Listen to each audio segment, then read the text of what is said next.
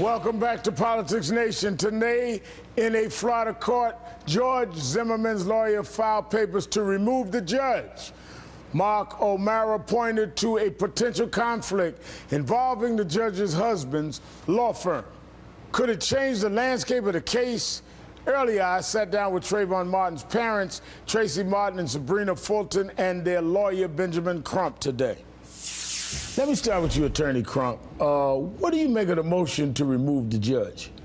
You know, it's fascinating that they would make that motion, especially when the state attorney is saying they have no qualm with it, and seemed like it would be beneficial to the defense if the judge stayed on the case, being that her husband is married to Mark Nee James, who has some relationships with other defense lawyers like O'Mara.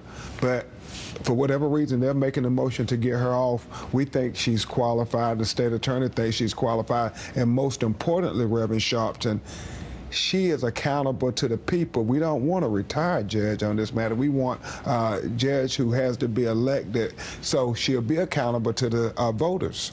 Let me ask you, and as well as Sabrina and Tracy, the lawyer has been saying that the trial may not happen until next year.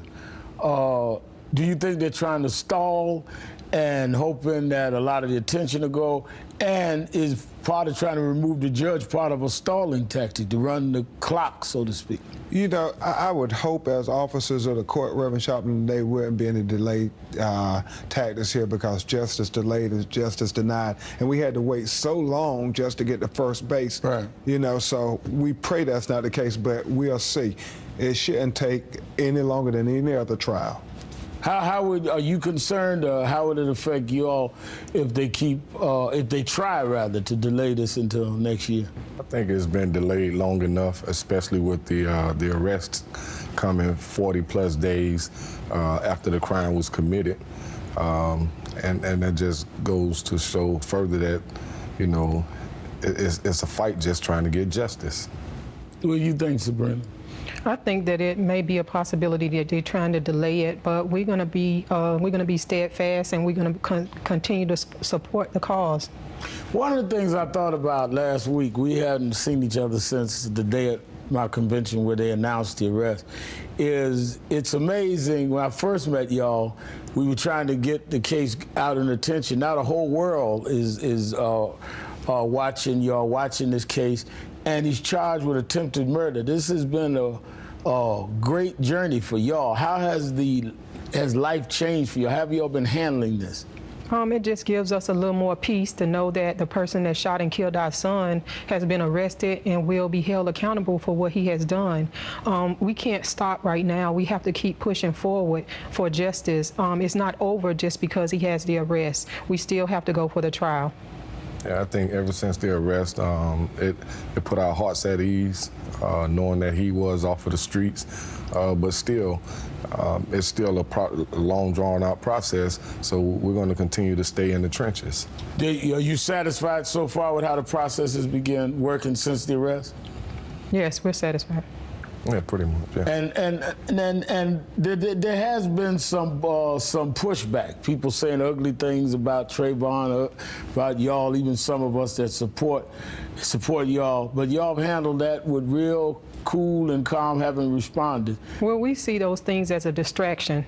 We have to stay focused on what we're doing, which is justice for Trayvon. We can't worry or be concerned with those things, because it will take our focus off what we need to be focused on.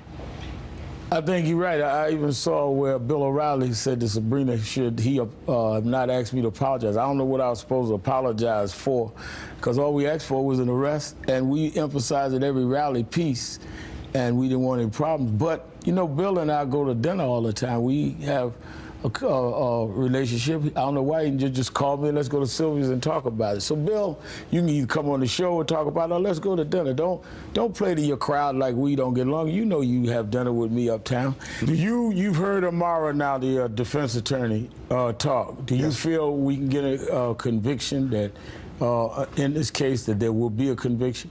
I believe in my heart that, based on all the evidence, that George Zimmerman will be convicted for killing Trayvon Martin. And what those charges, what he will be convicted of, we'll have to wait and see, but we believe there's enough evidence there for him to be convicted. Let me ask you this, Tracy and Sabrina, and I've seen y'all steadfast with your faith throughout all of this, and I think from the national civil rights groups and all, I was the first one to come in, and so I can say I've seen through all of it. You've called for peace, you've called for calm, and we've joined you in that. No matter what the outcome of this, is that going to still be what you call for, peace and calm? Yes, sir. And we've committed that from the beginning. No matter where it goes, that's what we're going to do. Absolutely. From the beginning, we asked for peace and calm. And no matter what. To the end. Sabrina Fulton, Tracy Martin, and Ben Crump, thanks for your time tonight. Thank you, Reverend Sharpton. There could be different views and different opinions on this case, but let's not distort what we're saying and what the family's saying. Let's all do it civilly, and let us all do it with proper calm and peace. Thanks for watching. I'm Al Sharpton. Hardball starts right now.